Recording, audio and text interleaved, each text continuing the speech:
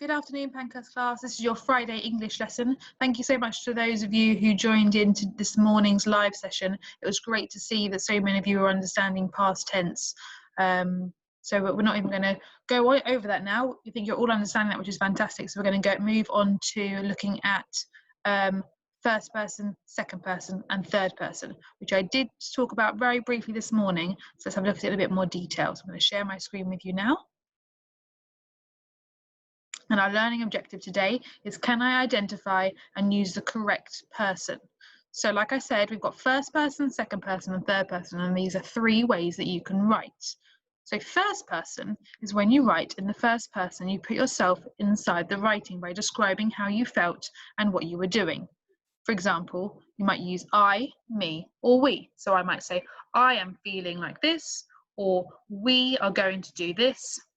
That is written in the first person.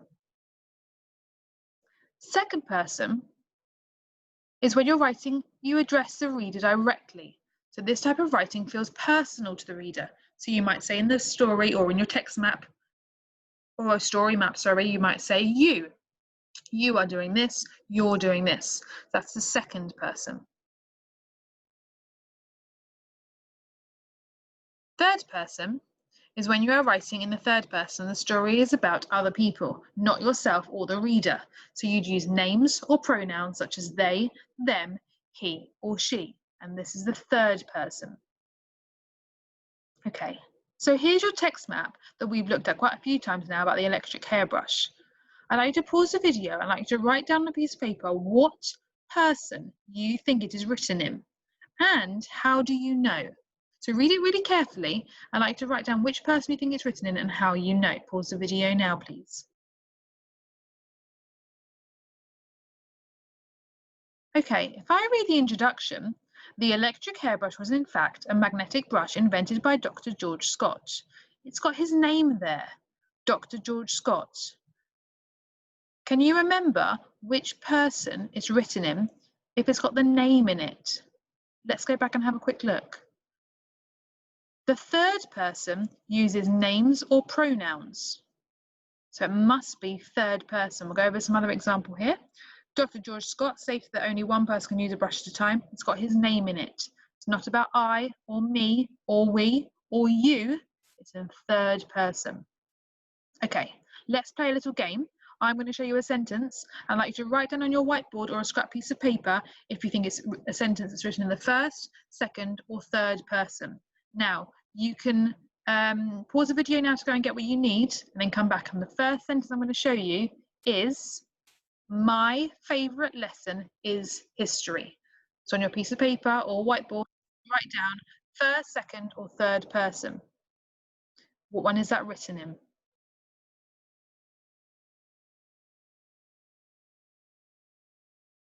Okay, if you said first person, fantastic. It is. It says my in it, which means it must be written in the first person. It's about what I like, my favourite lesson.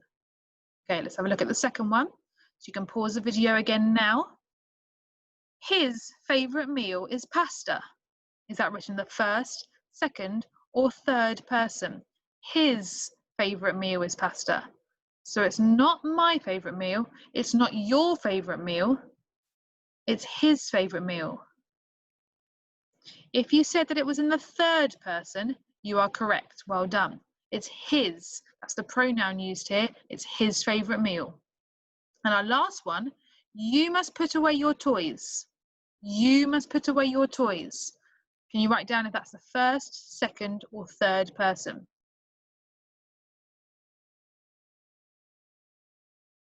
Good. If you said second person, you're correct. You is second person. It's about you. You must put away your toys. Remember that one made it the person who's reading it. It was a lot more personal for them. Good. Well done. Okay. Now I'm going to ask you to write a few sentences. This is going to be in neat. It needs to be nice and neat handwriting with a capital letter and your full stops. And you're going to write 3 sentences. Your first one is going to be written in first person about your family. Your second one is about computers in second person. And your third one is in third person about shopping. So I'm going to write a couple for you. So we're going to start with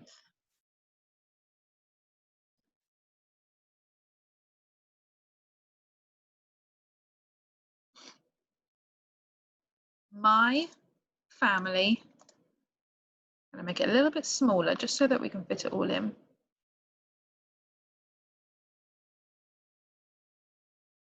Has got 5 people in it. Full stop. My. So that's first person. Second person is you. So I'm going to say with a capital letter, you. Oh, it's not doing joined up handwriting, so I'm just going to change it up here. You must turn off your computer. Full stop. Now, if you're able to make the sentences longer using a conjunction, fantastic. Or you could add a relative clause and a subordinate clause together like we did before, fantastic as well. And my third person is about shopping. So I might say, Miss Gossage, not written in joined up handwriting again, let's change that, loves to go shopping for new bags. So it's using a person's name, so it's in third person. Now I'd like you to write this on a piece of paper and to be uploaded onto Tapestry so I can see it. Please, can you make sure you are doing lovely, neat handwriting, capital letters that aren't joined up, and a full stop at the end. I'm looking for a first person sentence about family, second person about computers, third person about shopping. Okay, let's keep going. So now I'm going to show you the activities for your independent work. Please make sure you choose the appropriate activity for you. So you can choose activity 1. It's written in first, second. Is it written in first, second, or third person? So you've got 5 sentences that you're going to read through, and I'd like you to write down whether they are written in first, second, or third person. They are going to Thorpe Park today. I need to go to Tesco. You should make her a cake for her birthday. Jovan loves animals. My favourite season is winter. So you need to write down what each one of those is, if it's first, second, or third person. Activity 2, write a sentence in the person given using the topic given. So a bit like the one we just did. So your first sentence needs to be in first person about school. Second sentence needs to be second person about dinner. Third sentence needs to be third person about the cinema. Fourth sentence needs to be first person about shopping. And fifth sentence needs to be a third person about birthdays. And I'd really like to see some conjunctions there. So and, but, or because to make your sentence a little bit longer for those ones. And activity 3, the following passage is written in first person. I'd like you to rewrite the whole passage in third person so that it makes sense. So yesterday was my birthday. You might need to change it. You might choose someone. So you could say yesterday was, I might say, Carmen's birthday. Yesterday was Carmen's birthday. He turned 8 years old. So you can change it there. You're going to go through the whole thing to make sure it makes sense. Choose your activity that you think will work best for you. But try your best at trying the hardest one that you can do, okay? That would be fantastic. I hope that all makes sense. I look forward to seeing it on your tapestry, and I'll mark it as soon as I can. Good luck, have a lovely weekend, and I'll see you next week. Bye.